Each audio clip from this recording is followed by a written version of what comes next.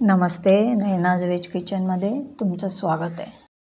आज आपण रताळी म्हणजे स्वीट पोटॅटो किंवा शकरकंद याची खीर करणार आहोत। ही खीर उपासाला ही चालते। तर इथे आपण 2 रताळी घेतलेली आहेत।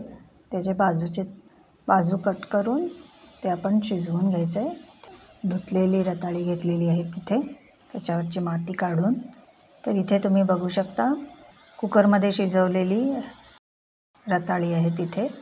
तुम्ही हवं तर पातेल्यातही शिजवू शकता। नंतर हे शिजलेलं रताळं त्याच्यामध्ये थोडं दूधही घालून आपण ते ग्राइंड करून घ्यायचं आहे। नंतर इथे एका पॅनमध्ये 2 कप दूध घातलेलं आहे आणि त्याच्यामध्ये ही जी आपण रताळं आणि दुधाची पेस्ट केलेली आहे ती घालायची आहे आणि हे सगळं मिळून त्याला एक उकळी आणायची आहे। हे उकळत असताना इथे आपण 5 बदाम, काजू, वेलदोडे आणि 1-2-3 चमचे साखर घेतलेली आहे इथे। हे सगळं मिळून मिक्सरमध्ये ग्राइंड करायचं आहे। साखरेऐवजी तुम्ही गूळही वापरू शकता। इथे जे आपलं रताळी आणि दुधाचं मिश्रण उकळतं आहे त्याच्यामध्ये आपण ही जी पावडर केलेली आहे ड्रायफ्रूट घालून, साखर घालून ती घालायची आणि हे सगळं मिळून मिसळून घ्यायचं आहे। नंतर 1-2-3 मिनटं उकळू द्यायचं आहे।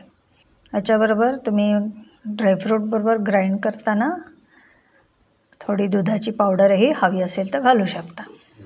1-2-3 मिनटं झाल्यानंतर आपली ही रताळ्याची खीर तयार आहे। तर आपण इथे फ्लेम बंद करतो आहे। रताळ्यामध्ये विटॅमिन ए, विटॅमिन सी हे दोन्ही असतं। तसेच त्याच्यामध्ये मिनरल्सही भरपूर आहेत।